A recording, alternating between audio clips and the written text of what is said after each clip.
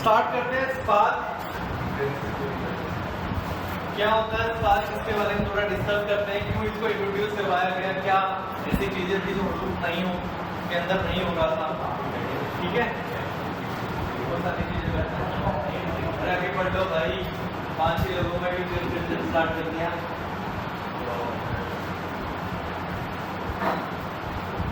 ठीक है, स्टार्ट करते हैं स्पार्क। अभी तक हमने जो भी पढ़ा है इट्स ओके, समझ में आया नहीं आया इट्स ओके, इसका इतना कुछ बाकी सारी चीजों से कोई ये नहीं है, कनेक्शन नहीं है, ये अपने के अंदर चलता है, अपने हिसाब से चलता है। ठीक है, तो जो भी हमने पढ़ा जो भी हमने पढ़ा अभी तक उसका और इसका अपना अलग रोल है। ओके, तो बात करते हैं कि इसको क्यों इंट्रोड्यूस करवाया गया, क्या ऐसे रीजन थे कि हम डेटा को, बिग डेटा को हम हडूप के अंदर नहीं ले जाके स्पार्क के अंदर लेके जाने लगे, स्पार्क यूज करने लगे। ओके, तो फर्स्ट रीजन था जिसे हम लोगों ने सभी ने देखा है, हडूप का अपना खुद का कोई सॉफ्टवेयर नहीं है, हडूप का अपना कुछ नहीं है,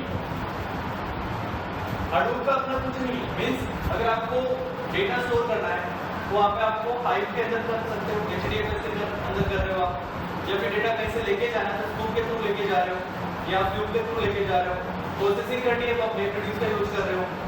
ठीक है, पिक का यूज कर रहे हो, स्ट्रक्चर डेटा के लिए डिफरेंट डेटा टाइप आप यूज कर रहे हो।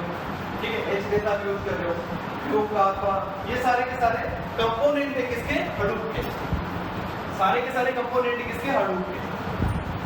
हाइव जो भी हमारा HBase जो भी हमारा है, ये सारे के सारे किसके कंपोनेंट है, हडूप के कंपोनेंट है।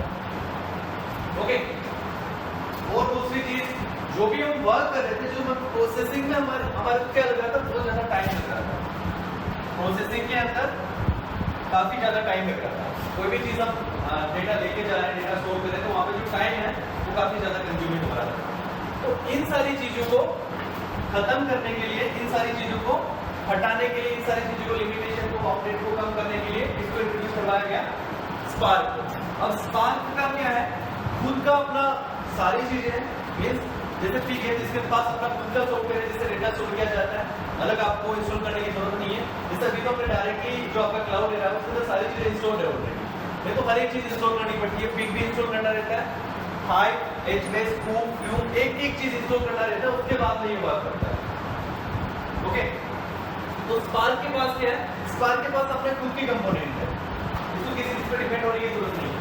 ओके, तो यहाँ से हमारा स्पार्क आता है। स्पार्क 2009 के अंदर आया था, 2009 में ये आया। ओके, वहां पे आने के बाद में इसको 2010 के अंदर, अक्टूबर 2010 के अंदर इसको ओपन सॉफ्टवेयर कर दिया गया। ठीक है, ओपन कर दिया गया, और 2013 के अंदर इसको अपाचे फाउंडेशन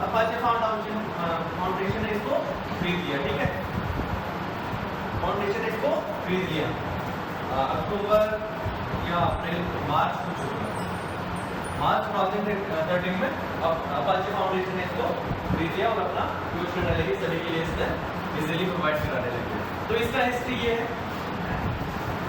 2009 के अंदर आया, अक्टूबर 2010 में इसने अपने आप को ओपन सॉफ्टवेयर बनाया, जिसका भी जो भी इसका मालिक था, और मार्च 2013 के अंदर अपाचे फाउंडेशन ने इसको, अपाचे फाउंडेशन के अंदर इसको काउंट करने लगे। ठीक है, ये सारी चीजें इसमें लिखी हुई है।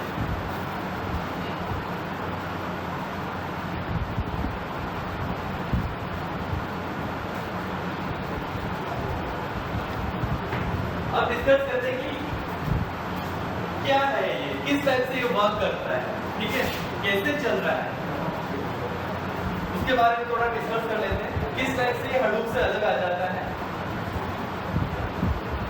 अब देखो, अब यहाँ पे जैसे हमारा HDFS हो गया या MapReduce हो गया, ठीक है, क्लस्टर कंप्यूटिंग का काम कर रहा था, क्लस्टर कंप्यूटिंग का काम कर रहा था, तो हमारा जो अपाचे स्पार्क है वो भी क्लस्टर कंप्यूटिंग है। मींस जैसे वहाँ पे HDFS के अंदर देखा था हमने, नेम नोड देखा था, नेम नोड के बाद वहाँ पे डेटा को स्टोर करने के लिए अलग अलग डेटा नोड थे, तो ये सारा का सारा काम हमारा कौन कर रहा है, यहाँ पे स्पार्क कर रहा है, जो क्लस्टर कंप्यूटिंग की तरह वर्क कर रहा है। बिग डेटा से काफी हडूप से काफी फास्ट हो जाता है। जो भी हम प्रोसेस करते हैं, अभी हम जब भी इसके अंदर प्रोजेक्ट वगैरह देखेंगे तो अभी काफी फास्ट हो जाता है, उससे काफी ज्यादा स्पीड इसकी रहती है। इन मेमोरी कंप्यूटिंग सभी के इसी का है इसके अंदर। कैसे अभी तक जो हमने हडूप के अंदर प्रोसेस कर रहे थे, डेटा स्टोर करने का जो भी काम कर रहे थे, वो सारा का सारा हमारा जो हमारा डिस्क रहता है उसके अंदर हो रहा था। मीन्स जैसा हार्ड डिस्क हो गया तो उसके अंदर हमारा वर्क हो रहा था। SSD वगैरह SSD तो भी आने लगा। उससे पहले जो हमारा हार्ड डिस्क अलग से रहता है ना, 2 GB 3 GB कितना डेटा आपके इसमें है, तो सारा का सारा ये काम कहाँ पे हो रहा था? डिस्क के अंदर हो रहा था, हडूप का। ठीक है, बट स्पार्क की कंडीशन के अंदर क्या होता है? जो ये प्रोसेसिंग होता है ना, ये रैम के अंदर होता है। हार्ड डिस्क ये SSD जिसको हम बोलते हैं, अभी SSD आ गया, रैम हो गया, सारा का सारा जो प्रोसेस होता है इसके अंदर होता है। तो जो स्पीड है ऑटोमेटिकली इंक्रीज हो जाती है। कैसे? अगर आपको जैसे किसी SSD यूज किया होगा और हार्ड डिस्क यूज किया होगा तो दोनों डिफरेंस आप लोगों को क्लियर पता चलता होगा। SSD कंपैरेटिवली हार्ड डिस्क काफी ज्यादा इसका स्पीड ज्यादा रहता है। तो ये क्या करता है? जो डेटा प्रोसेस करता है हमारा स्पार्क, वो SSD के अंदर करता है या रैम के अंदर करता है। अब चलो एक चीज एक प्रॉब्लम आ जाती है। मान लो कि हमारी जो SSD या रैम है वो 4 GB की है या 8 GB की है, 8 GB की है और आपके पास 16 GB डेटा आ जाता है। उस कंडीशन में क्या होगा? उस कंडीशन में क्या होगा?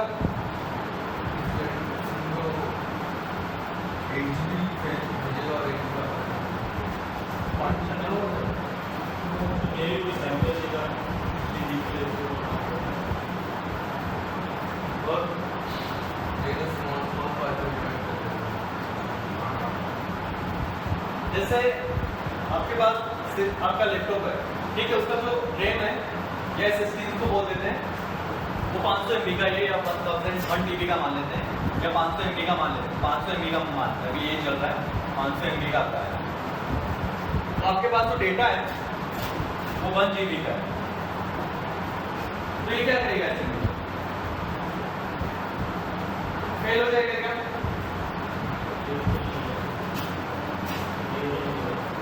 क्या होगा? कैसे करेगा? कुछ आइडिया? ये 1 GB को ब्रेक कर देगा, सेंटर देगा,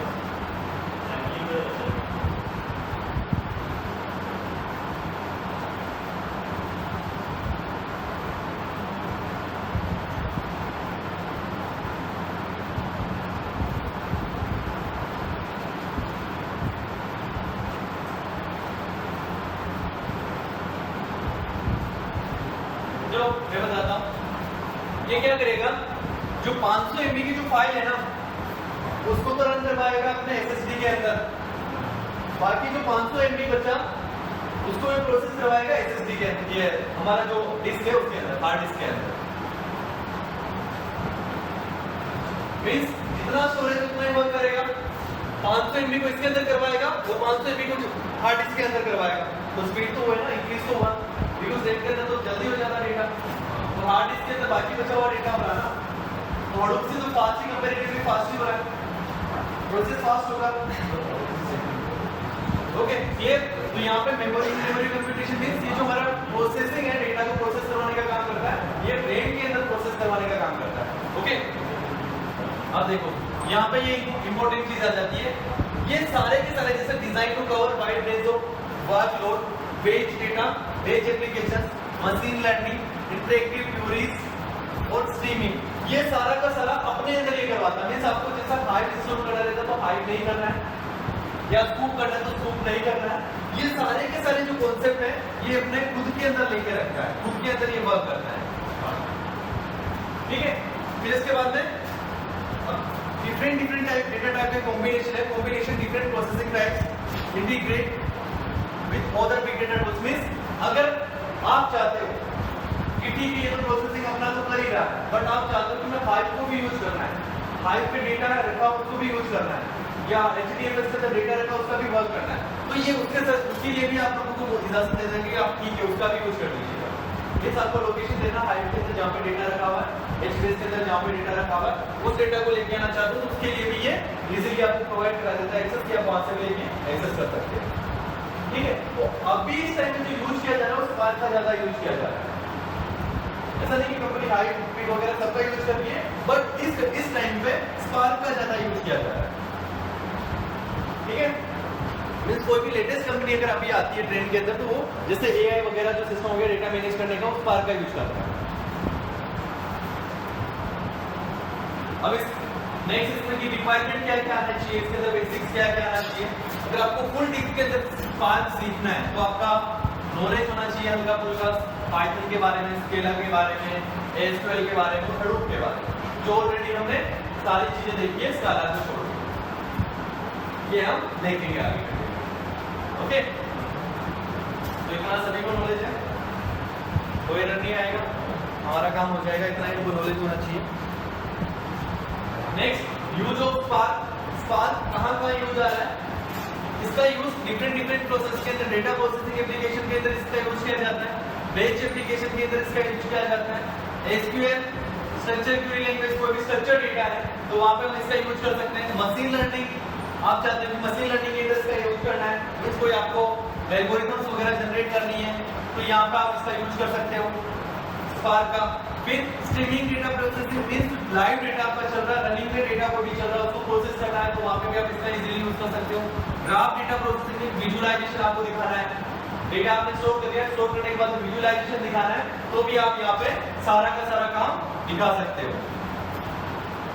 ओके, तो इसके यूज है, क्यों स्पार्क यूज किया जा रहा है? First, in memory processing, memory के अंदर करता है तो स्पीड हो जाता है। Tight integration of component series का आगे डिस्कस करते हैं। इजी एंड एक्सपेंसिव, इजी है बिकॉज आप एक तो फाइल को डाउनलोड करने के लिए अलग से एक्सेस कर रहे हो, डेटा आपका अलग एक्स्ट्रा लग रहा है, पिक को करने के लिए अलग डेटा लग रहा है और डिफरेंट ये कर रहा है यहाँ पे कि इजी हो जाता है कंपैरेटिवली हडूप के अंदर जो हमारा डेटा है उसके इसमें। नेक्स्ट है कि क्लस्टर मैनेजर, मींस जैसे डेटा को मैनेज करने का काम हडूप के अंदर हम यार्न से करवा रहे हैं, याद है हडूप के अंदर हम यार्न से डेटा मैनेज करवा रहे हैं। यहाँ पे भी ऑप्शन है, आप चाहो तो यार्न से डेटा को मैनेज करवा सकते हो, डिपेंड ऑन यू। आप चाहते हो कि यार्न मेरा डेटा मैनेज करे तो यार्न भी डेटा मैनेज कर सकता है। दूसरा, मीसो से ये भी डेटा मैनेजिंग का काम करता है। चलो आप चाहते हो कि ठीक है ये दोनों ही नहीं चाहिए तो इसका खुद का अपना रहता है स्टैंडअलोन शेड्यूलर, मींस इससे ये अपने आप से अपना डेटा मैनेज करेगा, ये सब की जरूरत नहीं है। मींस जैसा आप इंस्टॉल करते हैं इसको स्पार्क को, उसी कंडीशन में स्टैंडअलोन शेड्यूलर, मींस अब ये दोनों नहीं होंगे तो स्टैंडअलोन शेड्यूलर के अंदर वो अपना डेटा को मैनेज करेगा, अपने हिसाब से डेटा को खुद का मैनेज करेगा। तो क्लस्टर के लिए भी आपको डिपेंड ऑप्शंस दे रखे हैं इसमें कि आप चाहते हो तो इसका यूज कर सकते हो, इसका यूज कर सकते हो, कुछ नहीं है तो आप स्पार्क का स्टैंडअलोन शेड्यूलर आप यूज कर सकते हो। ठीक है, फिर इसमें आ जाता है स्टोरेज लेयर फॉर स्पार्क। अब यहाँ पे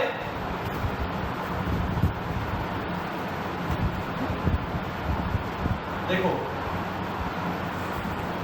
आपका डेटा कहीं पे भी रखा हुआ है, लोकल फाइल सिस्टम में रखा हुआ है, अमेज़न में रखा है, कैसेंड्रा में रखा हुआ है, या फिर हाइव के अंदर या माई एसक्यूएल के अंदर, कहीं भी किसी भी डेटाबेस के अंदर आपका डेटा रखा हुआ है, किसी भी डेटाबेस के अंदर अगर आपका डेटा रखा हुआ है तो ये परमिशन देता है कि हर एक जगह से आप डेटा को लेके आ सकते हो, ये आपको कभी नहीं रोकेगा कि आप वहां पे नहीं जा सकते हो, ऐसे फाउंडेशन आपके ऊपर नहीं रहेगा, फ्रीडम इसकी साइड से पूरा रहता है कि आप जहां चाहो वहां पे डेटा पे वर्क कर सकते हो।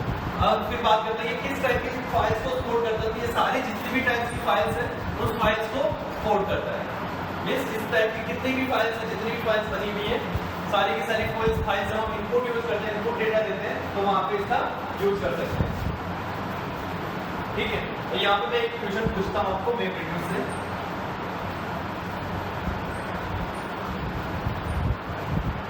ठीक है, क्या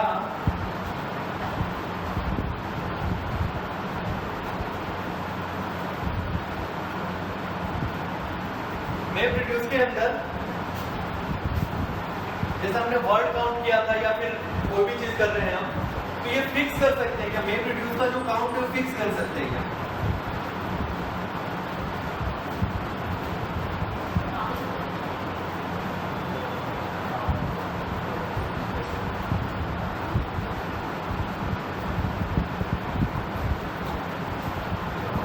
रिड्यूस का जो काउंट है वो फिक्स कर सकते हैं। मीन्स हम बोल रहे हैं जो मैप रिड्यूस है उसमें कितना आएगा आउटपुट, मैप रिड्यूस का आउटपुट, मैप का आउटपुट कितना आएगा, रिड्यूस का कितना आउटपुट आएगा, उसको फिक्स कर सकते हैं। ये किसी चीज पर डिपेंड करता है। हाँ?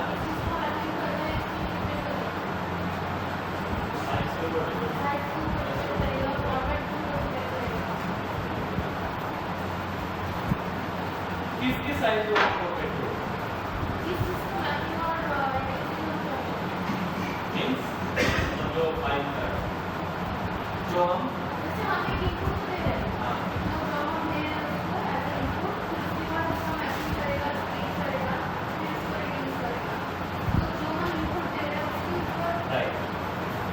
ये जो मैप और रिड्यूस का कॉन्सेप्ट है हमारा जो इनपुट जो फाइल हम दे रहे हैं उस पर डिपेंड करता है।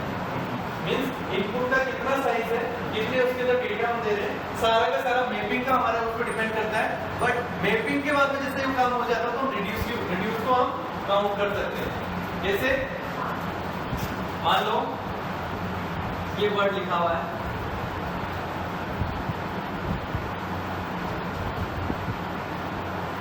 ठीक है। अब यहाँ पे ये 128 कितना होता है? हाँ 128 एमबी 128 कितना होता है?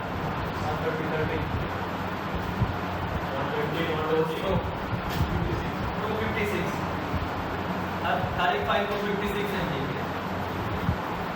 ठीक है। तो यहाँ पे ये क्या करेगा, इसको स्प्लिट करेगा किसके अंदर, 128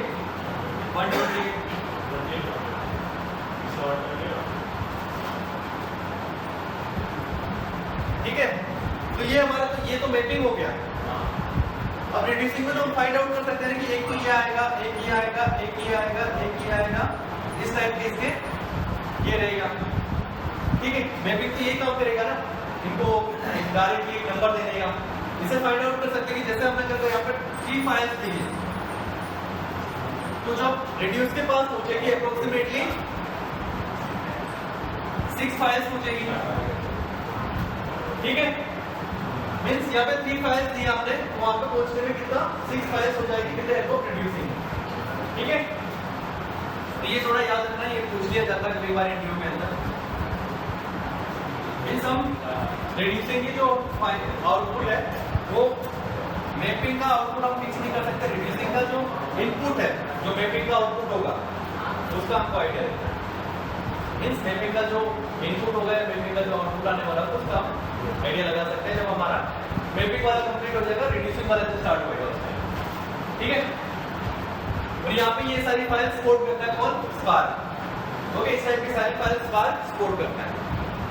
कोई सी फाइल्स आप दे सकते हो, चलो इसको बाद में देखेंगे, या भी बता दूं।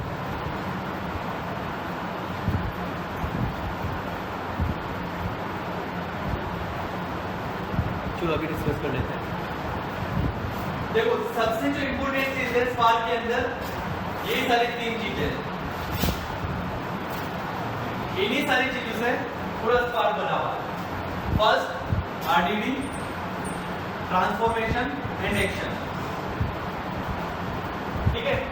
ये सारी चीजें कहीं पे भी आप जाओगे इंटरव्यूज के अंदर हो सकता है आपसे पूछा भी जा सकता है, पूछ सकता है कोई भी कि आरडीडी क्या होता है, ट्रांसफॉर्मेशन क्या होता है और एक्शन क्या होता है स्पार्क की कंडीशन के अंदर। तो यहाँ पे हमारा जो आरडीडी है वो resilient distributed data set, means data set को डिस्ट्रीब्यूट करता है अलग अलग तरीके से, ठीक है। डेटा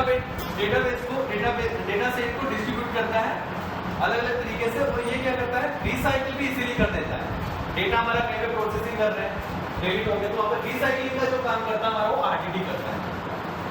ट्रांसफॉर्मेशन क्या होता है मैं आपको दिखा देता हूँ, यहाँ पे हल्का सा कोड लिखा, इसे भी हम आगे कौन काम करेंगे। आरडीडी रिसाइकलिंग का काम करता है, ठीक है। यहाँ पे थोड़ा देखेंगे, यहाँ पे हमने एक वेरिएबल क्रिएट किया, वेरिएबल है इक्वल्स टू ऐसी टेक्स्ट फाइल, ये मेरे एक टेक्स्ट फाइल का फॉर्मेट है और यहाँ पे मेरे फाइल रखी हुई है, ठीक है। ये स्केलर लैंग्वेज के जैसे वेरिएबल ए लिख दिया मैंने इक्वल्स टू ये मेरा टेक्स्ट फाइल मेरे को लेना है sc डॉट टेक्स्ट फाइल, ये टेक्स्ट फाइल का लोकेशन रखा हुआ है, ठीक है। इसको मैं बोल देता हूँ rdd 0 मींस यहाँ पे मैंने एक rdd बनाया, rdd क्या है, ये मेरा rdd है, जो a है ये मेरा rdd है, ठीक है। अब यहाँ पे नेक्स्ट मैंने rdd बनाया जिसके अंदर क्या किया, वेरिएबल b बनाया और मैंने यहाँ पे इसके ऊपर मैं अप्लाई कर रहा हूँ जो rdd 1 है, जो मेरा a है, इसके ऊपर मैं अप्लाई कर रहा हूँ, प्रोसेस अप्लाई कर रहा हूँ। फिल्टरिंग का भी मैं काम कर सकता हूँ, प्लेट मेक का भी काम कर सकता हूँ, अलग अलग ऑप्शन से मैं इसके अंदर अप्लाई कर रहा हूँ। सी वेरिएबल सी के अंदर भी वही कर रहा हूँ, फिर मैंने पी के ऊपर जो बी का जो आउटपुट आएगा उसके ऊपर मैं कुछ ना कुछ वर्क करना चाह रहा हूँ। तो यहाँ पे जो प्रोसेस है ना, rdd 1 से rdd 2 बना, तो ये जो मेरा प्रोसेस है, इसी प्रोसेस को बोलते हैं ट्रांसफॉर्मेशन। इससे ये किया, पहले ये बनाया, एक rdd बनाया, फिर उसी rdd पे कुछ और अप्लाई किया, फिर उसी rdd पे कुछ और अप्लाई किया। तो ये जो मेरा प्रोसेस है, इसी को क्या बोलते हैं, इस प्रोसेस को बोलते हैं कोड ट्रांसफॉर्मेशन, ठीक है। अब चलो ठीक है, rdd क्या हो गया, rdd हमारा एक डेटा है जहाँ पे हम क्या कर रहे हैं, कोई भी जो फाइल्स है उस डेटा को डेटा सेट करके रिसाइकलिंग या कुछ भी प्रोसेस कर रहे हैं, तो वहां पे हमारा वो rdd है। सेकंड ट्रांसफॉर्मेशन, ट्रांसफॉर्मेशन में एक फाइल से दूसरी फाइल के अंदर हम जा रहे हैं, जिस टाइप से वर्क कर रहे हैं, जो प्रोसेस हमारा हो रहा है उस प्रोसेस को ट्रांसफॉर्मेशन बोलते हैं। थर्ड एक्शंस, मींस जैसे हमने ये चीज आयु के अंदर भी पिक के अंदर देखा था, ये हमारा काम हो गया, बट जब तक एक्शन नहीं करेंगे वो डेटा स्टोर नहीं होगा या वर्क नहीं करेगा। जैसे वहां पे डंप था ना, तो यहाँ पे इस टाइप का हमारा एक्शंस देना, हालांकि कलेक्ट वगैरह ये पूरा चेंज हो जाता है। तो इस टाइप का जैसे हम डंप करके कोई भी वर्ड लिख रहे थे, तो ये इस टाइप का जो डेटा है हमारा एक्शंस कहलाता है। मीन सी क्या है, सी मेरा ये वाला है, सी डेट कलेक्शन क्लिक, ये अलग आ जाता है, ये आपको वेरिएबल ये चेंज होते रहते हैं, ठीक है। तो सी डॉट कलेक्ट इस टाइप का एक्शन हो गया, एक 5 to 10 टाइप के एक्शन है, अलग अलग टाइप के एक्शन है, वो आप देखेंगे अभी। ये जो भी एक टाइप के एक्शंस में जब तक मैं ये चीज नहीं करूंगा मेरे को आउटपुट नहीं मिलेगा, रिजल्ट नहीं मिलेगा, स्टोरी का प्रोसेस नहीं होगा। ओके, आगे चलें।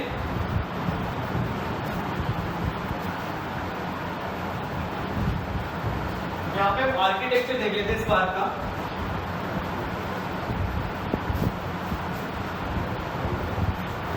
देखो ये चीज अभी हमने डिस्कस किया, स्टैंडर्ड अलोन शेड्यूलर है, मींस इसके ऊपर सारा का सारा रहता है।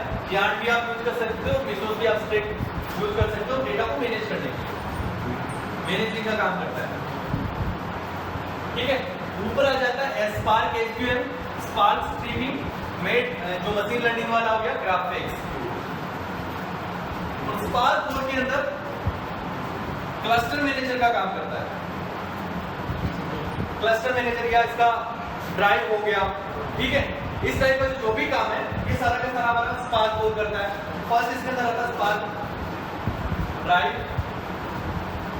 क्लस्टर मैनेजर और फिर एग्जीक्यूटर, मींस डेटा को कोड को एग्जीक्यूट करने का काम ये करता है। हर एक चीज को हम देखेंगे अभी। स्पार्क कोर के अंदर तीन चीजें आपको याद रखना है, spark driver, cluster manager and executor, ठीक है। आगे चले, स्पार्क एसक्यूएल, स्पार्क स्ट्रीमिंग और ये मशीन लर्निंग वाला हो गया मेट्रोलॉजिक, जिसको हम यूज करते हैं विजुअलाइजेशन। अगर आप लोगों ने पढ़ा होगा तो मेट्रोलॉजिक वहां पे ग्राफिक्स भी इसी का पार्ट है, वो मशीन लर्निंग का पार्ट है, ग्राफिक्स विजुअलाइजेशन का पार्ट है, ग्राफिक करने के लिए। स्पार्क ड्राइव मींस डेटा कहाँ पे जा रहा है, किस टाइप से वर्क कर रहा है, उसके लिए अभी आगे देखेंगे। वैसे याद रखना स्पार्क कोर है वो तीन टाइप से, spark drive, cluster manager and executor. हाँ अभी एक एक एक्सप्लेन करता हूँ।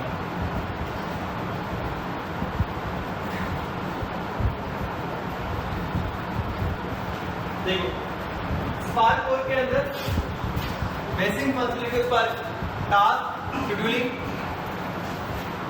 Memory management, fault recovery, interacting with storage system.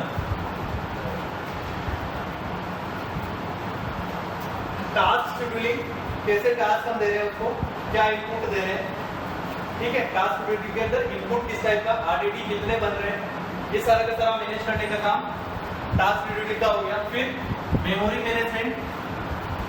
Management का काम मेरा क्लस्टर मैनेजर का हो गया। फिर फोल्ट रिकवरी का काम पीसी का ही है, ठीक है, क्लस्टर मैनेजर का। इंटरेक्टिंग विद स्टोरेज सिस्टम के साथ इंटरेक्टिंग करने का काम भी मेरा क्लस्टर मैनेजर का है, okay.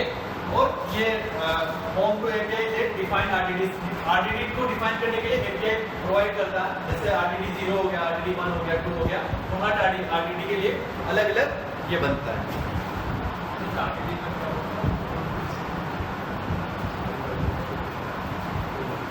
रेसिलिएंट distributed data set means data set को क्या करता है, डिस्ट्रीब्यूट करता है और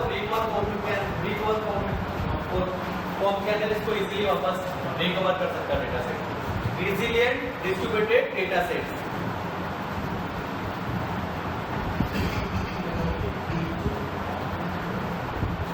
स्पार्क कोर का हो गया, ये चीज हम डिस्कस कर रहे हैं अभी।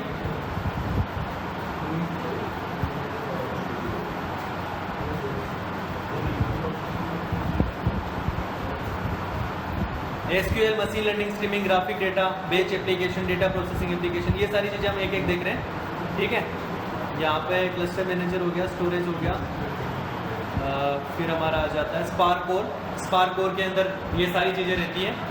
फिर इसके बाद में स्पार्क एसक्यूएल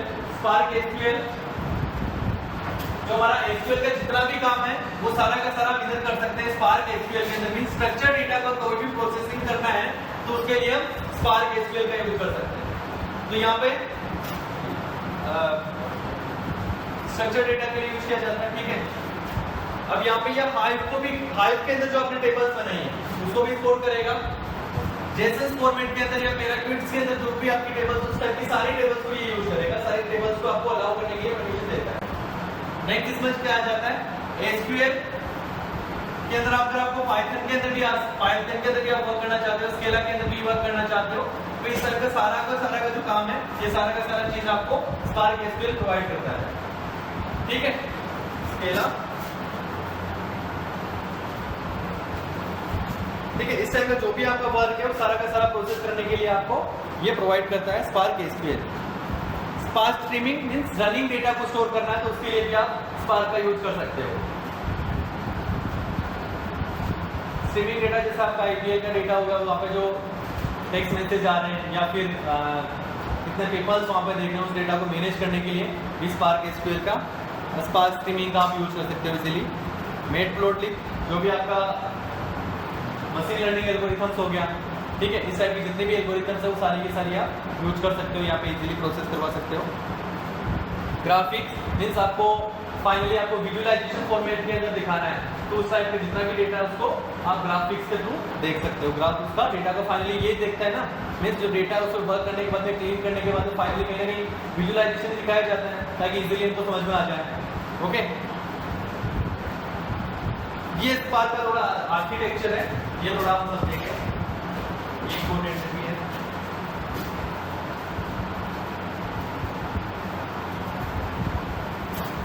देखो प्लस वहां पे क्या था, स्पार्क कोर था, स्पार्क कोर ही था वहां पे। तो यहाँ पे स्पार्क कोर से क्या आता, फर्स्ट आता स्पार्क ड्राइव, फिर आता क्लस्टर मैनेजर और फिर आता एग्जीक्यूटर। अब यहाँ पे कोई भी हमको टास्क भेजना है, टास्क भेजेंगे हम किसको, स्पार्क ड्राइव, ये क्लस्टर मैनेजर को भेजेगा। क्लस्टर मैनेजर ये पूछेगा कि भाई तुम डेटा कहां से ले रहे हो, ये टास्क तो मेरे को दे दिया या कमांड तो तुमने मेरे को दे दिया, लेकिन डेटा आप ले कहां से रहे हो, तो ये डेटा कहां से ले रहा है ये सारा का सारा क्लस्टर मैनेजर फाइंड आउट करेगा। इसको एक थोड़ा ओपन करके मैं बताता हूँ तो वहां से आपको थोड़ा समझ में आएगा।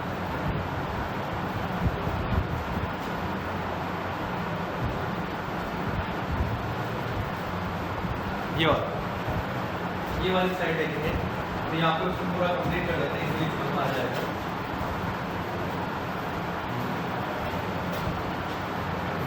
अब देखो ये जो काम है ना मेरा, ये जितना भी काम है ना स्पार्क ड्राइव का है, स्पार्क ड्राइव का है। ठीक है, अब देखो इसके अंदर आरडीडी बना, मीन्स हमने जो टास्क था या ट्रांसफॉर्मेशन जो भी हम काम कर रहे हैं, जो भी हम टास्क दे रहे हैं, ये आरडीडी बना, आरडीडी 1 हो गया, आरडीडी 2 हो गया, आरडीडी 3, जो भी हमारा ये हमारा सारा का सारा वर्क है। मीन्स ये इनपुट दे रहे हैं, इनपुट पे काम कर रहे हैं ना, फाइल यहाँ से उठानी है, फाइल को यहाँ पे लेके जाके रखना है, तो ये सारा का सारा आप इनपुट ही दे रहे हैं। ये किसको दे रहे हैं? Spark drive. स्पार्क ड्राइव के अंदर हम क्या बना रहे हैं? dd1, rdd2, rdd3, जो भी हमारा जिस टाइप का भी इनपुट दे रहे हैं वो बन रहा है। अब यहाँ पर उसको किस में कन्वर्ट करते हैं? टास्क के अंदर कन्वर्ट करते हैं। RDD वो है जिसे हम इनपुट देना चाह रहे हैं किसी को, जैसे मैंने डिफाइन, जैसे पिक के अंदर हम डिफाइन कर रहे थे कि a इक्वल्स टू लोड। ठीक है, तो यहाँ पे जो ये काम कर रहा है ये हमारा RDD काम कर रहा है। जैसे यहाँ पे a है, एक वेरिएबल हो गया, यहाँ पे वेरिएबल का काम a ही कर रहा है, लेकिन उसको क्या बोल रहे हैं? RDD।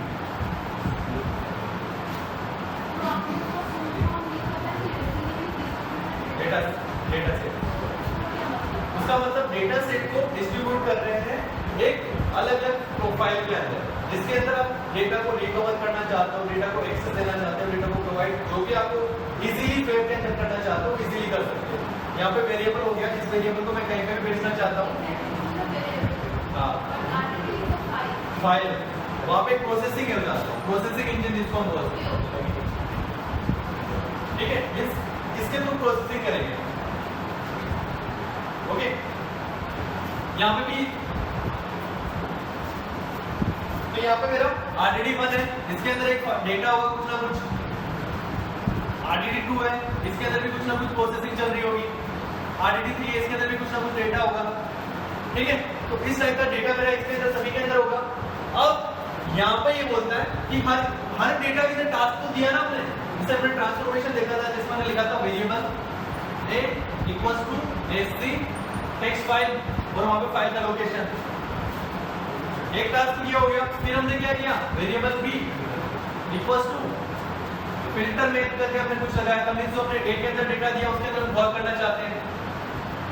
ये हमारा RDD 2 मान लेते थे, ये RDD 1 हो गया, ये RDD 2 हो गया, और RDD 3 के अंदर हम क्या कर लेते हैं? वेरिएबल c बनाते हैं, जिसमें हम क्या कर रहे हैं? b के अंदर कुछ काम कर रहे हैं, b के अंदर कोई ना कोई एक ऑप्शन हमने लगा दिया, तो ये हमारा RDD 3 हो गया। तो यहाँ पे 3 कंडीशंस होगी, फर्स्ट कंडीशन बन गई ये, सेकंड ये, थर्ड ये।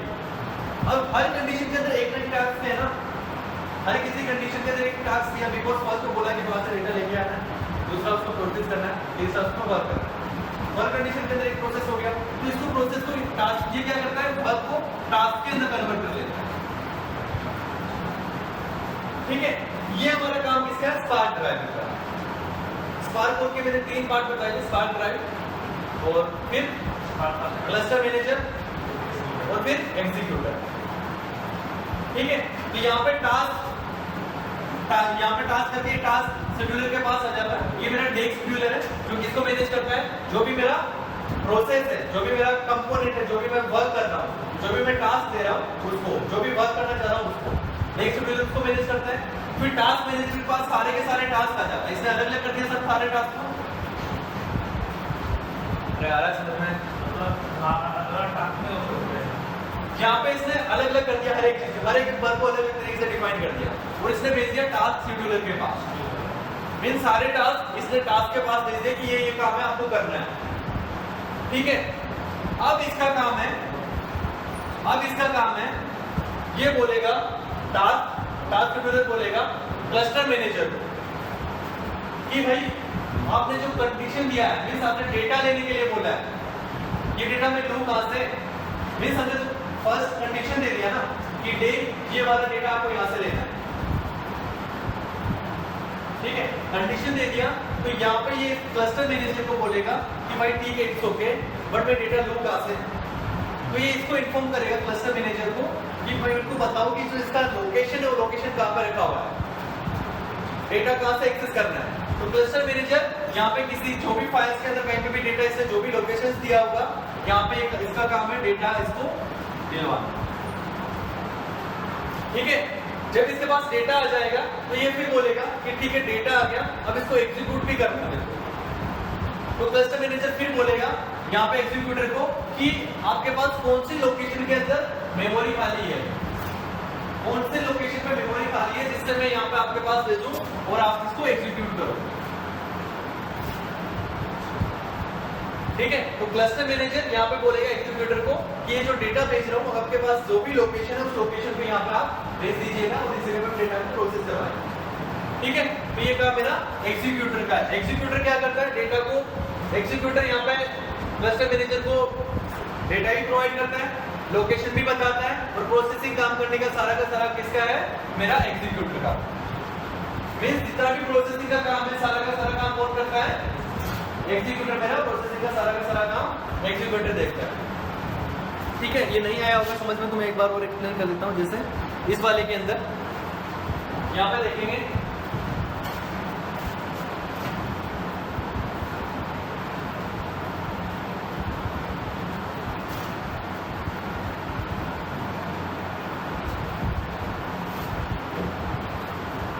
देखो टास्क है, स्टेज आ गया मेरे पास यहाँ पे, इसके अंदर दो टास्क आ गए, आरडीडी जिसको हम बोल रहे थे, यहाँ पे टास्क आ गया, अलग अलग डिफरेंट टाइप का वर्क आ गया, वर्क जो भी हमने इनपुट दिया उस टाइप का यहाँ पे आ गया। ठीक है, वर्क आ गया।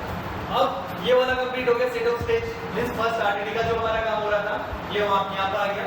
फिर टास्क शेड्यूलर क्या कर रहा था, टास्क शेड्यूलर क्लस्टर मैनेजर से कांटेक्ट कर रहा था, ये बोल रहा था कि ये जो लोकेशन है डेटा का वो मेरे को बताइए कहाँ पे रखा हुआ है, ये काम इसका था। और फिर क्लस्टर मैनेजर क्या कर रहा था, क्लस्टर मैनेजर एग्जीक्यूटर से पूछ रहा था कि ये डेटा रखा हुआ कहाँ रखा हुआ है, इसमें भी प्रोसेस करने के जो भी इसने लोकेशन दिया है कहाँ पर रखा हुआ है।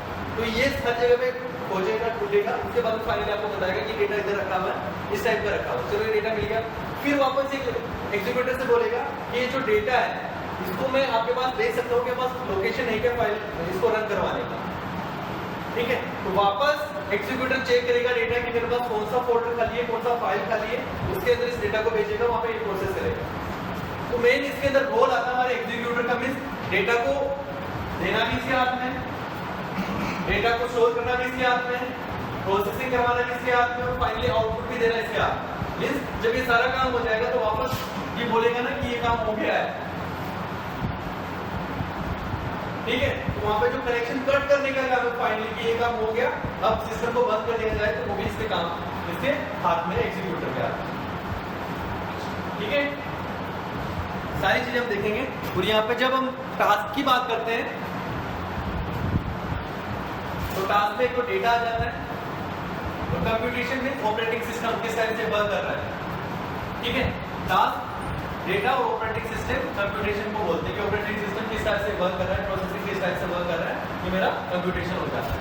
और डेटा फ्लो को HDFS मींस जैसे मेरे पास HDFS की कोई डेटा है, जैसे 128 MB का फाइल है या फिर 256 MB का कोई फाइल है, तो वहां से जब इसमें वर्क करेंगे तो ये इसको 120 MB की फाइल के अंदर स्टोर करेगा, बिकॉज वहां पे तो फाइल का फिक्स लोकेशन है ना HDFS के अंदर, तो स्टोरेज का कैपेसिटी फिक्स है, मींस 128 MB के अंदर ही आपको फाइल मिलने वाला है। ठीक है, अगर मान लो कि कोई 200 MB का फाइल आ जाता है तो यहाँ पे 128 MB एंड नेक्स्ट जो भी बचेगा उस वाले इस टाइप से डेटा को स्टोर करेगा, उस टाइप से टास्क बनाएगा। ठीक है, वापस बैक चलते हैं।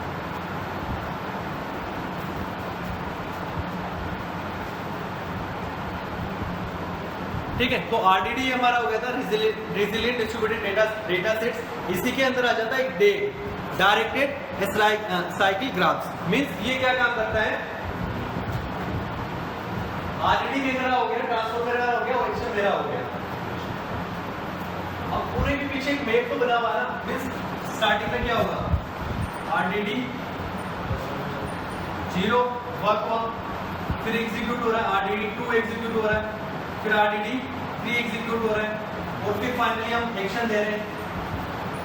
ठीक है, ये ट्रांसफॉर्मेशन हो गया और ये मेरा एक्शन दे रहे हैं फाइनली। तो यहाँ पे जो पूरा का पूरा प्रोसेस चल रहा है, इसको एक को मैप करने का काम कर रहा है, वो मेरा क्या काम कर रहा है, डायरेक्टेड साइक्लिंग ग्राफ। मीन्स पूरा का पूरा को ग्राफ के अंदर ही बनाना है। जैसे हम बोलते हैं ना कि क्या बोलते हैं, कोई एल्गोरिथम हमको बनाना है तो एल्गोरिथम को हम ब्लॉक के अंदर डिवाइड कर देते हैं, ठीक है, कि फर्स्ट टास्क के अंदर ये होना है, सेकंड टास्क के अंदर ये होना है, थर्ड टास्क के अंदर ये होना है, ठीक है। तो ये जो मेरा काम कर रहा है वो डेट मेरा काम कर रहा है, डायरेक्टेड असाइक्लिक ग्राफ। इसका देखते हैं आगे। ये हमारा हो गया था, ओके। आरडीडी के अंदर भी कुछ चीजें थी, रेसिलिएंट डिस्ट्रीब्यूटेड डेटा सेट्स, वो मैंने पहले आपको आर्किटेक्चर इसका बता दिया था, ये भी थोड़ा समझ लीजिए। क्या directed acyclic graph, directed acyclic graph spelling acyclic graph means जो भी वर्क हो रहा है उस टाइम पे, मैपिंग का जो काम हो रहा है वो सारा का सारा मेरा कौन देख रहा है, डेट। मीन्स किस टास्क को कैसे लेके जाना है, कैसे वर्क करवाना है, वो सारा का सारा काम डेट का है। अब देखो आरडीडी के अंदर किस तरह से वर्क करता है आरडीडी, वो सारी चीजें देखते हैं हम। आरडीडी होता है रेसिलिएंट डिस्ट्रीब्यूटेड डेटा सेट। अब इसमें कैसे होता है, जैसे फर्स्ट है fault tolerant distributed data set. Means कोई भी डेटा सेट है उसको फॉल्ट टॉलरेंट बनाया जाता है, लेजी इवैल्यूएशन आ जाता है, कैचिंग आ जाता है, इन मेमोरी कंप्यूटेशन आ जाता है, इम्यूटेबिलिटी आ जाता है, पार्टीशनिंग आ जाता है। क्या है, क्यों बात कर रहे हो, डाउट आ रहा है क्या, फिर क्यों बात कर रहे हो? आरडीडी के अंदर ये सारी चीजें वर्क करती है। Fault tolerant distributed data set, lazy evaluation, catching वाला कॉन्सेप्ट देखेंगे, इन मेमोरी कंप्यूटेशन ये ऑलरेडी हमने डिस्कस किया है। इम्यूटेबिलिटीज मींस ये वाला इंपॉर्टेंट है, इसमें म्यूटेबल का ऑप्शन नहीं है। मींस जैसे हमने अभी देखा था variable A equals to SC करके हमारा कोई टेक्स्ट फाइल करके इसका लोकेशन रखा हुआ था। फर्स्ट फाइल लिख दिया हमने, सेकेंड हमने लिखा था variable B equals to A dot, यहां से हमारा फंक्शन स्टार्ट हुआ, ठीक है। तो मैं अगर चेंज करना चाह रहा हूं ना यहाँ पे फाइल को, तो मैं नहीं कर सकता। वेरिएबल बी के अंदर मैं कोई डेटा चेंज करना चाहूंगा तो मैं नहीं कर सकता, बिकॉज मैं वर्क इस पे कर रहा हूं जो इसने ऑलरेडी उठाया हुआ है। इससे जो फाइल ली है मैं उसके ऊपर अपना कॉन्सेप्ट लगा रहा हूं। जैसे आईएफ के अंदर हम लगा सकते हैं पार्टीशन कर दिया हमने टेबल उठा के, उसके अंदर फिर डेटा को चेंज करना तो उसके अंदर अल्टर करके वहां पे कर देता है। एसक्यूएल के अंदर टेबल ऐड करना है, डेटा ऐड करना है, डेटा को अपडेट करना है, तो यहाँ पे क्या हो जाता है, ये मैं नहीं कर सकता है। मींस ये डेटा मैं चेंज नहीं कर सकता, इम्यूटेबल।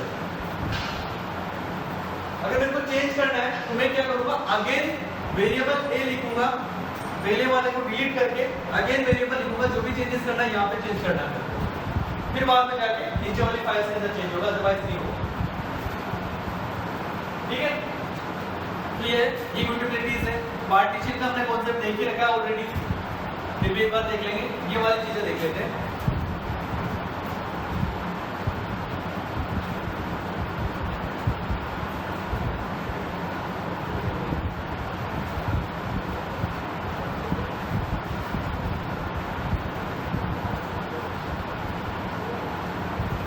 ठीक है, ट्रांसफॉर्मेशन दो टाइप का होता है इसमें। ट्रांसफॉर्मेशन हमने पढ़ा था ना अभी, ट्रांसफॉर्मेशन एक्शन आरडीडी का पार्ट है, ठीक है। तो ट्रांसफॉर्मेशन इसमें दो टाइप का होता है, narrow transformation and wide transformation. ये सारे जैसे आरडीडी 1 हमने बना लिया था, आरडीडी 0 के बाद में आरडीडी 1, तो आरडीडी 1 2 3 जितना भी बना रहे हैं यहाँ पे सारे के सारे कॉन्सेप्ट लग रहे हैं। मेन क्या काम था, डेटा को फिल्टर करना, डेटा को ग्रुपिंग करना, डेटा को एड करना, डेटा को दूसरी जगह पे भेजना, ये तो कॉन्सेप्ट लगते हैं ना इसके पे, ठीक है। तो यहाँ पे जो ट्रांसफॉर्मेशन का है दो टाइप्स होते हैं, narrow transformation and wide transformation. Narrow के अंदर क्या किया जाता है, मैपिंग करना हो, फिल्टर करना हो, सैंपल करना हो, यूनियन करना हो, ठीक है। इस टाइप के सारे कॉन्सेप्ट मेरे नैरो ट्रांसफॉर्मेशन के आधार में कॉमन सिंगल वैल्यूज आता है, ये प्लेन वाला चीज। और वाइड ट्रांसफॉर्मेशन इंटरेक्शन जॉइन इस टाइप में जहां पे एक चीज दूसरी जगह से जुड़ रही है, दूसरी जगह तीसरी चीज से जुड़ रही है, जहां पे पूरा अलग-अलग टाइप से हो जाता है। समझ में नहीं आ रहा कौन सा जहां कहां पे डेटा जाना चाहिए। जॉइनिंग का एक तो एक टेबल से दूसरे टेबल से जॉइन करते हैं तो समझ में नहीं आता ये डेटा किधर जा रहा है किधर जा रहा है, फाइनली इसको आउटपुट दिखता है। तो नैरो ट्रांसफॉर्मेशन जिसमें सिंगल एलिमेंट आपको इजी मिले, इजीली एक साथ कर पाए। दूसरा वाइड ट्रांसफॉर्मेशन जिसका कुछ बसर होगी समझ में ही नहीं आ रहा। और एक्शंस क्या आ जाता है, फिर काउंट आ जाता है, कलेक्ट आ जाता है और टेक आ जाता है, इस टाइप का कुछ एक्शंस का रहता है। यहाँ पे देखेंगे एक बार डायग्राम देखो। Narrow and wide transformation, narrow का क्या हो गया, जैसे ये मेरा RDD 1 आ गया तो यहाँ पे एक फाइल थी P1 P2 P3, बड़े अच्छे आराम से मेरे को दिखता है कि बिल्कुल सही अच्छे से पूरा बता रखा है सारा, कहीं पर सारी चीज समझ में आ रही, P1 P1 P2 P2 P3 P3 P4 P4, ये मेरा नैरो ट्रांसफॉर्मेशन का कमाल है, ठीक है। यहाँ पे मैं फिल्टर कर रहा हूँ, मींस मान लो मेरे को इसमें से एक फाइल चाहिए P2 तो मेरे को यहाँ पे P2 दिखेगा, या यूनियन चाहिए मींस कोई दो वैल्यू उसमें से कॉमन वैल्यू चाहिए तो मैं वहाँ पे यूनियन का ऑपरेटर लगा दूँ, इजीली मेरे को दिख जाएगा, ठीक है। नहीं आ रहा है हाँ। और उसके बाद में फिर हमारा हो जाता है दूसरा वाइड ट्रांसफॉर्मेशन। वाइड ट्रांसफॉर्मेशन मेरे को ज्वाइन करना है, टेबल को ज्वाइन करना है। यहाँ पे P1 के लिए कॉमन होना चाहिए, मींस यहाँ पे रो वाइज को ज्वाइन करना चाहता हूँ, कॉलम वाइज ज्वाइन करना चाहता हूँ, जैसे ज्वाइन करना चाहता हूँ तो आपस में एक दूसरी टेबल कहीं ना कहीं जाएगी, उल्टा सुल्टा होगा डेटा। तो इस टाइप का जो वर्क है मेरा वाइड ट्रांसफॉर्मेशन कहलाता है। मींस ये यूनियन वाला जैसे मींस इन दोनों में से जो कॉमन होगा वही होगा। इंटरेक्शन मींस एक से जब दोनों जो वैल्यूज होगा मींस 1 2 3 4 1 2 3 4 वापस रिपीटेड हो गया कहीं ना कहीं। तो ये सारा जो अलग बसर टाइप जिसको बोल देते हैं वो सारी चीज होती है हमारी वाइड ट्रांसफॉर्मेशन के अंदर और नैरो के अंदर जो इजीली हमको दिख जाती है। फिर इसी का एक पार्ट है कैचिंग, रेसिबिलिशन।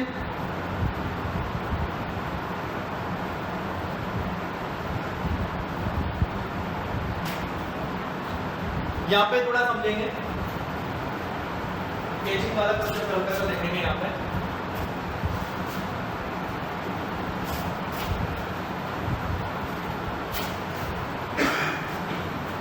एक मैंने एग्जांपल ऐसे ही दिया था आप लोगों को, जैसे मान लो कि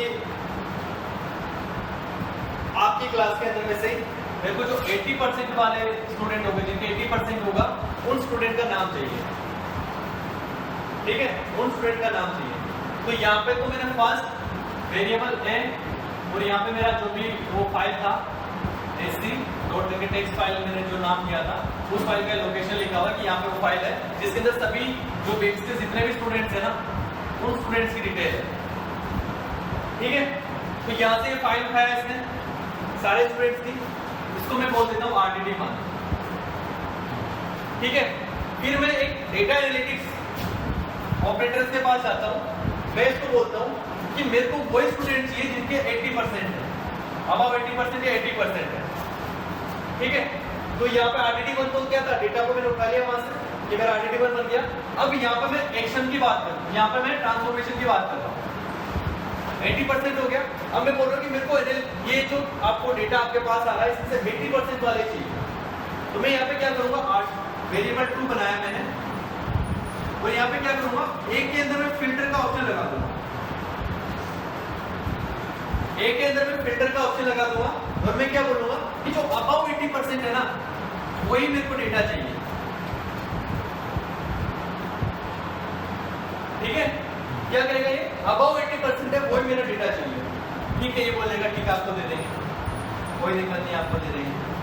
अब यहाँ पे जो ये प्रोसेस हुआ, ये तो मेरा ट्रांसफॉर्मेशन हुआ, मींस फर्स्ट कंडीशन हो गया, सेकंड कंडीशन के अंदर मैं इसको बोला ये मेरा ट्रांसफॉर्मेशन हुआ। अब यहाँ पे जो केसेस क्या हो जाएगा, केसेस क्या हो जाएगा कि जो 80% है आपने एक बार बोला, आपको लाके दे दिया, आपको कुछ दिनों बाद और चाहिए होता है कि मेरे को वापस 80% स्टूडेंट है ना उनका लिस्ट चाहिए, तो ये वापस इसके पास आएगा, वापस इसको बोलेगा, ठीक है। फर्स्ट फिल्टर वाले ऑप्शन लगाएगा, फिर आपके पास अगेन 80% है, तीसरी बार आपको वो चाहिए, आप बोलोगे कि मेरे पास अब 80% जो डेटा है वो डेटा मेरे को वापस निकाल के दें, वापस ये प्रोसेस अगेन होगा। तो ये क्या करेगा, इसको अगेन एंड अगेन नहीं करने के चक्कर में, मींस ये तो हमारा नॉर्मल कंडीशन के अंदर होता है, ठीक है, ये अगेन एंड अगेन नहीं करने के इसके या क्या करेगा, जो 80% के अबाउट जो स्टूडेंट है ना उसको ये ऑलरेडी स्टोर कर लेगा, ठीक है। तो जो स्टोरेज वाला ये वर्क है ये हमारे केजेस से रहता है, ठीक है, आया समझ में? फैक्ट्री ने छोड़ कर क्या तो मतलब फैक्ट्री ने हाँ, मींस पूरे फाइल को छोड़ के जो एग्जैक्टली 80% डेटा है उस डेटा को ये स्टोर कर लेगा कि बाद में अगर आपको कभी चाहिए होता तो आप डाटा डायरेक्ट इस वाले डेटा पे वर्क कर सकते हो। समझ में नहीं आ रहा, लग रहा है सब मतलब ऐसे तो उसको आ रहा है हाँ बहुत बड़ा लगा थोड़ा नहीं, इससे पहले वाला भी समझ में आ रहा है कि नहीं आ रहा, नहीं आ रहा तो मैं अगेन वापस रिपीट करूँ। एक्शन का तक आ गया, उसके बाद जब मैं तो ये कौन सा वाला नहीं है, कोई क्या चीज समझ में नहीं आया? नहीं आ रहा है, सब कुछ ही आ रहा है, मतलब ये और केसिंग वाला हाँ ये कुछ नहीं है, ये यहाँ तक आपको आ जाए RDD1 क्या डेटा मैंने लोड किया, RDD के अंदर फिल्टर मैंने ऑप्शन लगाया, ठीक है, मैंने ऑप्शंस लगा दिए कि ये मेरे को करना है। अब यहाँ पे क्या हुआ, जैसे आपने किसी कंपनी को बोला कि मेरे को वो स्टूडेंट चाहिए जिनके अच्छा रिजल्ट हो, इन्होंने मैं इंटरव्यू में उन्हीं स्टूडेंट को बोलूंगा, उन्हीं स्टूडेंट को भेजूंगा जिनके 80% से अबव हो, ठीक है। तो आपकी कॉलेज वालों ने क्या किया, ठीक है 80% वाले स्टूडेंट को अलग कर लिया, एक कंपनी के लिए हो गया। अब वो क्या, उन्होंने डेटा सेव नहीं किया, उस टाइम तो भेज दिया था, डेटा सेव नहीं किया। अब दूसरी कंपनी है, उन्होंने बोला कि हमको 80% वाले स्टूडेंट चाहिए अभी, ठीक है, बोला ठीक है, दे दिया, फिर से फिल्टर वाला लगा के तीसरी बार आगे बोला कि ये क्या है, बार बार मैं यही करता रहूंगा। तो जो डेटा था उन्होंने क्या बोला कि केसेस के बाद भेज दो, डेटा वापस स्टोर रहेगा, जब भी हमको चाहिए होगा डायरेक्टली वहां से निकाल के दे देंगे। तो जो एनालिटिक्स ने जो भी आपकी कॉलेज वालों ने जो दिमाग लगाया ना कि इसको वहां पे भेजते हैं, और जो डेटा वहां पे स्टोर है उसी को नाम दिया जाता है कि अगर इन्हें वापस ऑप्शन नहीं लगाना पड़े, डायरेक्ट आपको डेटा वहां से निकाल दो। इस एग्जैक्टली कंपनी के लिए किया गया है कि कंपनी की कोई डेटा चाहिए, अगर इन्हें चाहिए होता है तो डेटा को ऐसे सिर्फ स्टोर कर लो ताकि बात बात वापस किसी को उसको बात नहीं करना, ठीक है, क्लियर। इसी के बाद में इसका पार्टीशन, पार्टीशन हर एक चीज के बारे में पहले हमने अच्छे से समझा है आईएम के अंदर, अगेन एक्सप्लेन करने की सारी जरूरत नहीं है। पार्टीशन पार्ट भी करता है, जैसे पार्ट डिवाइड कर देता है, जैसे डेटा को स्प्लिट कर देता है। जैसे मेरे पास आपकी इसी का एग्जांपल ले लेते हैं, कॉलेज के अंदर डिफरेंट ब्रांचेस के स्टूडेंट्स हैं, एनालिटिक्स वाले हो गए, IBM या फिर कोई आपका वो फाइनेंस वाले हो गए। तो यहाँ पे क्या करेगा, विप्स कॉलेज किया, विप्स कॉलेज के डेटा को लेके ये क्या करेगा, पार्टीशन करते, डेटा एनालिटिक्स वालों को अलग रखेगा, EM को अलग, बिजनेस एनालिटिक्स जो भी आपका फाइनेंस वाला है उनको अलग रखेगा। ये काम मेरा पार्टीशन का है। पार्टीशन में तो ऑलरेडी आप एक्सपर्ट्स हो, वो तो एक्सप्लेन करने की जरूरत है नहीं, ठीक है। पार्टीशन ये है,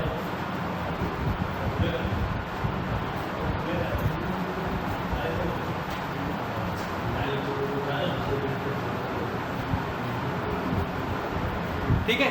तो जैसे एक शेड्यूलर का आपको एग्जैक्टली वर्क दिखाई नहीं देता, जब हम इसका प्रैक्टिकल्स देखेंगे उस टाइम भी इसका हमको एग्जैक्टली वर्क दिखाई नहीं देता। जैसे RDD का काम है वो आपको दिख रहा है, ट्रांसफॉर्मेशन का काम दिख रहा है, RDD1 बना, RDD2 बना, RDD3 बना, फिल्टर्स का जो भी हमने लगाया वो सारी चीजें दिख रहा है। एक्शन का भी काम दिख रहा है, जैसे हमने एक्शन जब तक यूज नहीं करेंगे तब तक हमको दिखेगा, वो वर्क नहीं करेगा, आउटपुट नहीं आएगा। बट वहां पे को जो देख इसका दिख नहीं रहा, बट देख का जो काम है पीछे की साइड में, बैक साइड में ये वर्क कर रहा होता है। मींस कौन से टास्क को कैसे करवाना है, कौन से ट्रांसफॉर्मर को कैसे ट्रांसफॉर्मर करना कन्वर्ट करना है, ये सारा का सारा काम मेरा देख का है। ठीक है, और क्लस्टर मैनेजर के थ्रू सारी चीजों को मैनेज करने का काम करता है। ये हो गया था, ये हो गया था, हो गया था। अब देखो ये चीज देख लीजिए, स्पार्क कॉन्टेक्स्ट क्या होता है। जैसे किसी पार्क में जाना है आपको, तो वहां पे टिकट चाहिए होता है ना, उसी टाइप से स्पार्क के अंदर जाने के लिए आपको स्पार्क कॉन्टेक्स्ट की जरूरत होती है। पार्क के अंदर टिकट की जरूरत होती है, उसी टाइप से स्पार्क के अंदर इसकी जरूरत होती है। मीन्स जब तक आपके पास ये नहीं है तब आप स्पार्क के अंदर वर्क नहीं कर सकते। हाँ, जो पेपर था मीन्स जैसे आरडीडी क्रिएट करना है तो भी हमको ये कंटेक्स्ट चाहिए होता है। एक्यूमुलेटर्स एंड ब्रॉडकास्ट वेरिएबल्स, कोई भी जो भी हमको वर्क करना है इसके बिना हम नहीं कर सकते हैं। ओके, आर्किटेक्चर हमने देख ही लिया, spark drive, cluster manager, executor, ये सारी चीजें देख ली है। वैसे स्पार्क का ये ड्राइवर के पास टास्क हमने दिया, ड्राइवर को टास्क ही देते हैं ना। क्लस्टर मैनेजर सारी इंफॉर्मेशन देता है। अब यहाँ पे देखो ड्राइवर के अंदर दो चीजें आ जाती है, एक तो डेक मैनेजर, डेक शेड्यूलर, और दूसरा टास्क शेड्यूलर। ये दोनों किसके पास है? ड्राइवर के पास। क्लस्टर मैनेजर के पास हर एक चीज का इंफॉर्मेशन रखना। मीन्स ये किसके बीच में कॉम्प्रोमाइज करता है? ड्राइवर के साथ भी और एग्जीक्यूटर के साथ भी। मीन्स अगर ये क्लस्टर मैनेजर नहीं है तो इनका वर्क नहीं हो पाएगा। ओके, तो दोनों के बीच वर्क करने का, दोनों के बीच में बना के रखने का काम हमारा क्लस्टर मैनेजर करता है। और सबसे ज्यादा जो काम है वो एग्जीक्यूटर का काम रहता है। मीन्स ये क्लस्टर मैनेजर को इन्फॉर्म भी कर रहा है कि यहाँ पे आप डेटा भेज सकते हो, यहाँ से आप डेटा उठा सकते हो, इस डेटा को यहाँ पे स्टोर कर लीजिए, मैं प्रोसेस करके आपको डेटा देता हूँ। वापस क्लस्टर मैनेजर को इन्फॉर्म कर रहा है कि आपका ये काम हो गया, आप आगे परमिशन दे दीजिए। क्लस्टर मैनेजर क्या काम कर रहा है? पूछने और बताने का। ड्राइवर से इंफॉर्मेशन लिया, एग्जीक्यूटर को बताया, एग्जीक्यूटर के इंफॉर्मेशन लिया, ड्राइवर को बताया। ठीक है,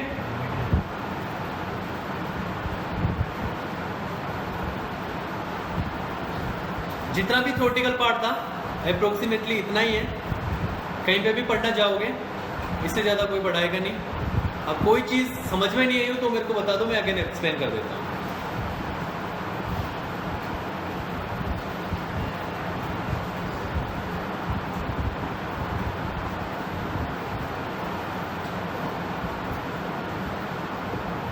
ऐसी कोई चीज़ हो जो इसके अंदर नहीं आई हो समझ में, बिकॉज बहुत कम लिखा हुआ है पीपीटी के अंदर, आप लोगों को समझना मुश्किल हो जाएगा हल्का।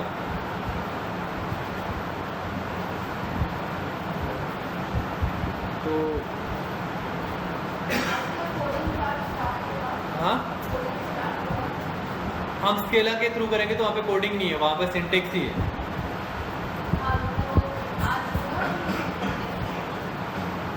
अगर आप मेरे को 1 घंटा दे दो तो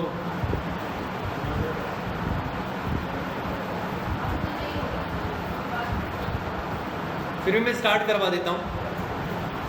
ठीक है, स्टार्ट करने के लिए स्पार्क से एक बार जिसका वर्क कर रहा हूँ तो लिखो, 1-2 कमांड तो मैं लिखवा ही देता हूँ आप लोगों को।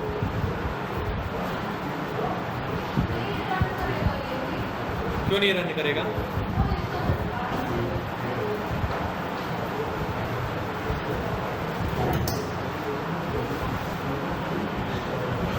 कोई डाउट हो तो पूछ लेना।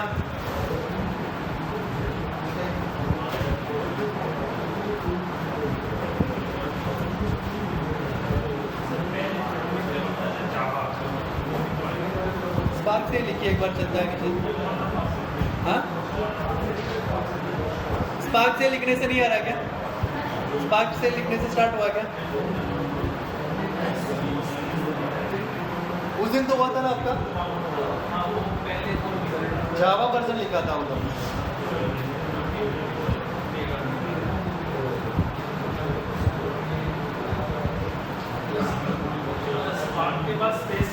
स्पार्क नहीं कंटिन्यू है, spark minus cell,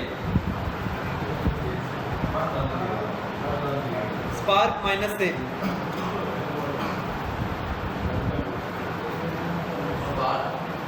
minus cell,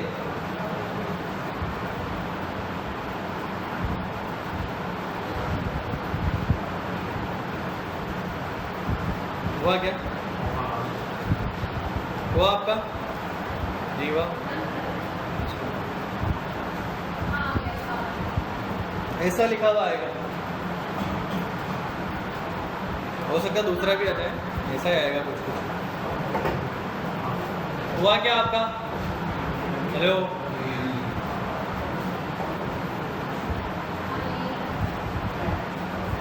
इसमें हम फर्स्ट मैप रिड्यूस वाला देखते हैं, वर्ड काउंट वाला, ठीक है? इसमें भी वर्ड काउंट वाला ही देख रहे हैं प्रोग्राम। उसके बाद में बाकी जो इसके जैसे आरडीडी कैसे बनाया वो तो हम अभी देख ही लेंगे। बाकी कल जब भी हमारा नेक्स्ट क्लास होगा, बाकी जो इसका प्रैक्टिकल्स है उस टाइम में कंप्लीट करेंगे। पीपीटीज मैं अपलोड कर दूंगा, रीड कर लेना एक बार अगेन, कोई डाउट हो तो पूछ लेना मेरे से।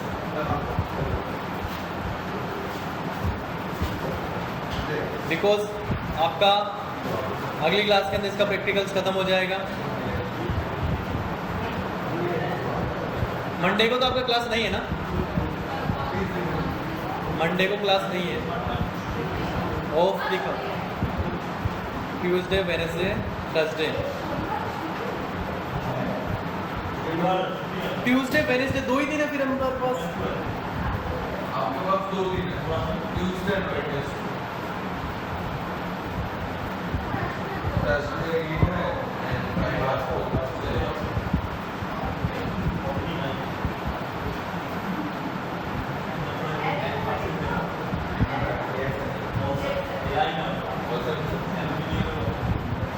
ये सुनो क्लास सुनो, अरे सुनो, अरे ओए क्या नाम है आपका? इट्स ओके, ये हो गया। इसके बाद में नेक्स्ट कमांड लिखोगे क्या?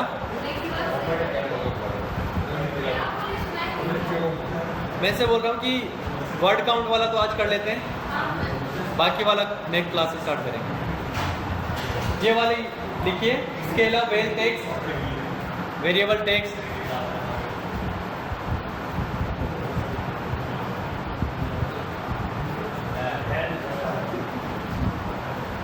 दिखाई नहीं दे रहा क्या? एक मिनट में जूम करता हूँ। नहीं दिख रहा तो मेरे को बताना, फिर मैं और बोल।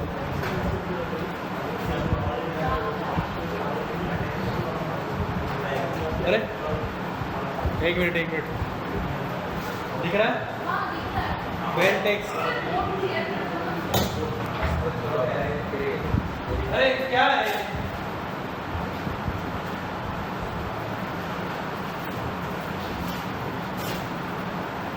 तो इतनी बातें करते हो ना यार, मतलब बच्चे तो होनी तुम लोग की डांट से तुम लोग गुस्सा दिलाते हैं। Well text equals to CS text file. यहाँ पे कोई भी फाइल हो जिससे आप वर्ड काउंट करना चाहते हो, उस फाइल का लोकेशन देना है। डेस्कटॉप पे है तो डेस्कटॉप पे, हडूप पे है तो हडूप। एक मिनट, cs.text फाइल, जो भी आपका फाइल का नाम है वो।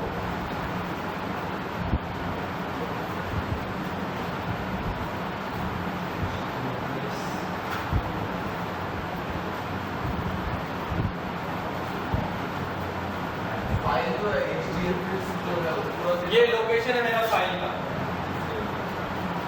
फाइल का नाम डॉक है। तो हम लोग को लोकेशन इधर से देते हो, राइट क्लिक करके जो है वो पाथ तक करना पड़ेगा। आप लिखिए ना सीधा, अगर आपको हडूप के अंदर से डेटा लेके जाना है तो हडूप वाला लोकेशन दीजिए, नहीं तो आप लिखिए नहीं होम। अच्छा, वो ऐसे ट्रेनिंग,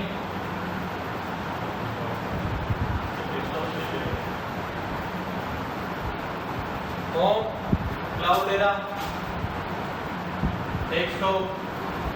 फाइल का नाम।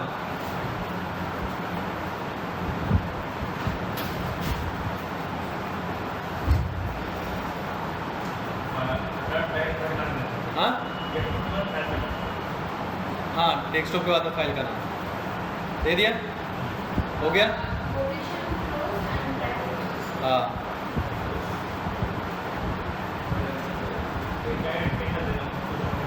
नहीं, ये कोटेशन बंद कर दिया ना, एरर आ रहा है क्या? क्या एरर आ रहा है? इधर देना एक बार।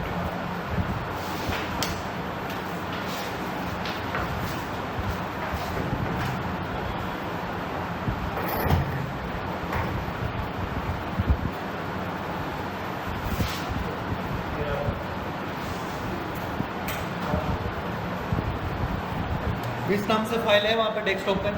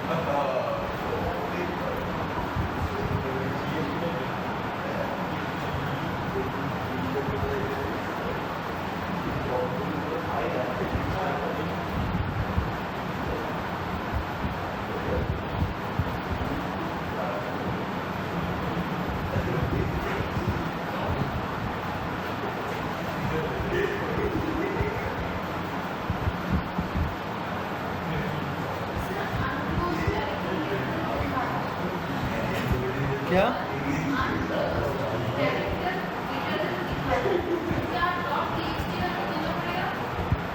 एक मिनट,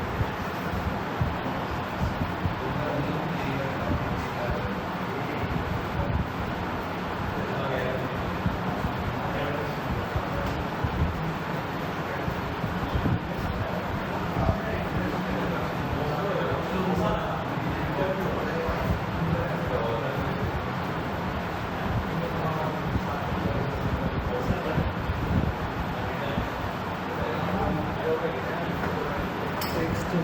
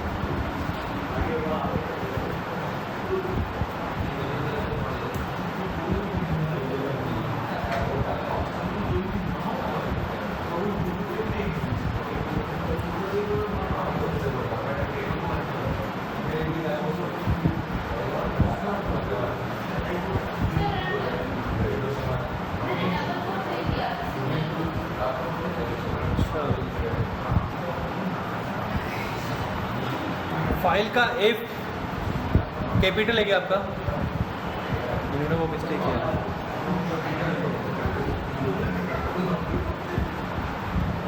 टेक्स्ट कलेक्ट ही लिखा था। अच्छा मैंने ए कलेक्ट लिखा है।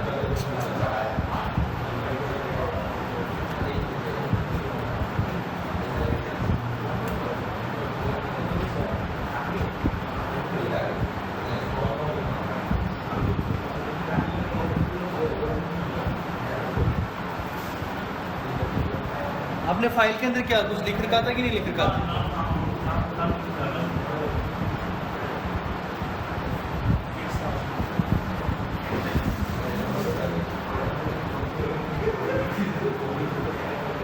पाथ आपने क्या दिया था? आपने क्या दिया था पाथ फाइल का?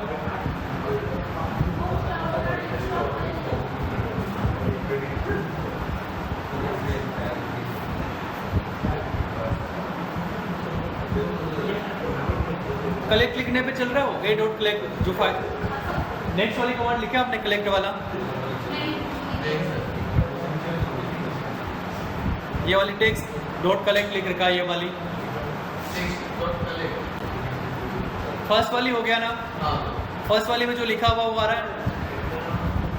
हाँ उसको तो वेल टेक्स्ट है इसमें सिर्फ टेक्स्ट डॉट कलेक्ट है क्या कर रहा है text dot collect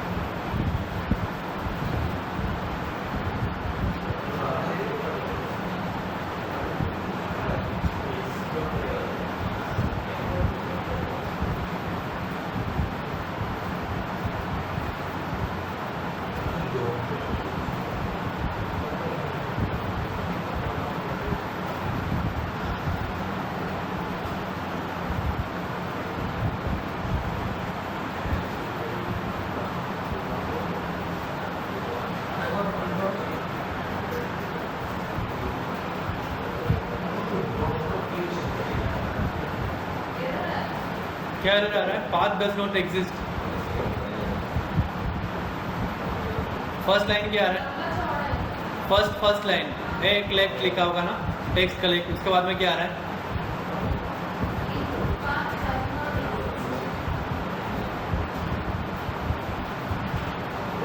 text dot collect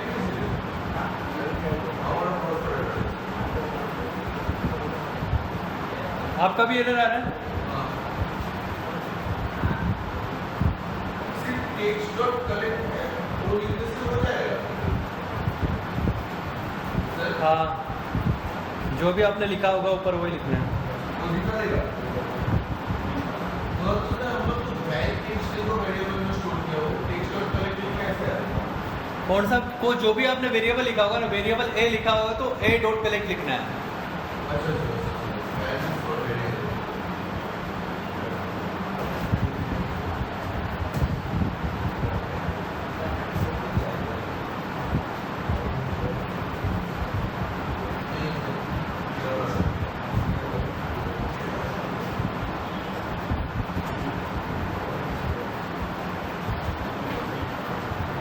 क्यों हो रहा है?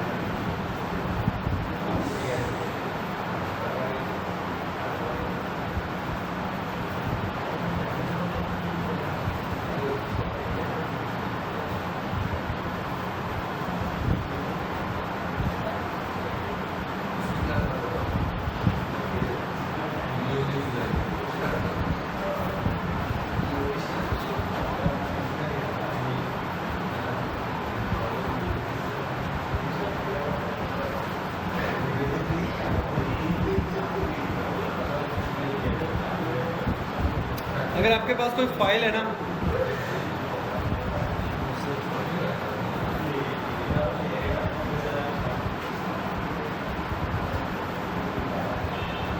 यूजर के अंदर कोई फाइल रखी हुई है अगर आपकी हडूप के अंदर वो वाली फाइल लेके देखना एक बार। क्लाउड एरा के अंदर कोई फाइल रखी हुई है यूजर क्लाउड एरा के अंदर? अच्छा आपकी कोई फाइल रखी हुई है यूजर क्लाउड एरा के अंदर किसी नाम से हडूप के अंदर? हाँ मोजिला फायरफॉक्स के अंदर किस नाम से याद है क्या कुछ?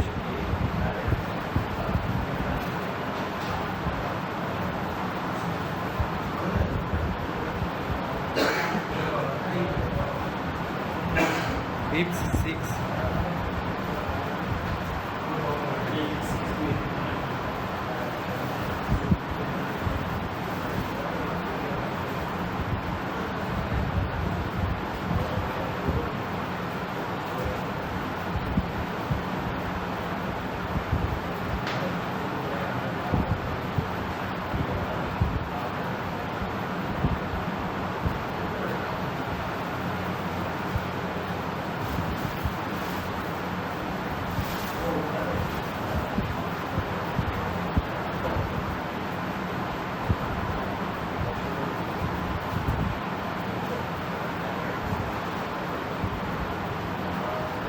ओके ठीक है, सुनो, जो लोकेशन है ना वो मेक रिड्यूस वाला देना, वहाँ पे हडूप के अंदर जो फाइल दे रखी है हमने, एक वहाँ पे पाथ दिखाया होगा, ये पाथ कॉपी करना, लोकल सिस्टम